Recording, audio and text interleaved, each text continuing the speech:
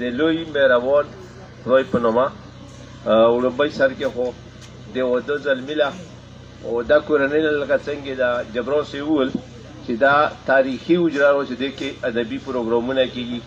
همداسې د بچو خوندکتوب که تاسو وکړو چې چا ادب له کومو حجرو کې مشاعرې شوي دي پروګرامونه یې کړي دي ژبې خدمت یې کړی نو هغه په تاریخ کې زوی شوي دي همداسې دا حجره راو چې دا انشاءالله چې دوی د پښتنو ټولې حجرې ابودې او خوشحالي کړي خو دا حجره چې کومه کې د ژبې خدمت کی کلتور خدمت کی الله دې هغه ابوده کی زبیر علي صاحب او ټول کورنۍ له مبارکي ورکو او الله دې خدمت کی په باندې او الله دې نیک او برکتی الوت پیدا کی مننه زه اوس یو دوه شعرونه یو غزل وایم چې دار لمرګ نکړم خو دار لمرګ نکړم خو اسنه چې ورک شمه او په ژوندون کې مې بس دا تجربه وشوه په ژوندون کې مې بس دا تجربه وشوه بې صبري او صبر دواړه فایدهمند دي مننه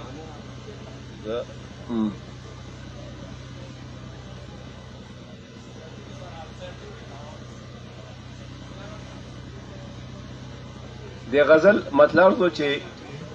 مینا پټ پنهان خی مینا پټ پنهان خی ہر زے کے جانان خی مینا پھٹ پنہان خی ہر زے کے جانان خی او دادای انسانی فطرت ہر سړی لګزان خی دادای انسانی فطرت ہر سړی لګزان خی او عشق دای عظیم طاقت ټیټ را د اسمان خی او شعر د چې خوند کوي نشه ژوندون دا سړی روان خی او خدای سخت نرم کړه خدای خو مهربان خی او شعر از د چې ما دی وی د موټو زور زړه بس پهلوان خی او دا یو شعر دی چې وزي حشرات لسین او نخې د طوفان خی او بل شعر دی چې ځوانې ولولې چې وي هر مشکل آسان خی او د غزل مقدار دو چې پوی په کندهار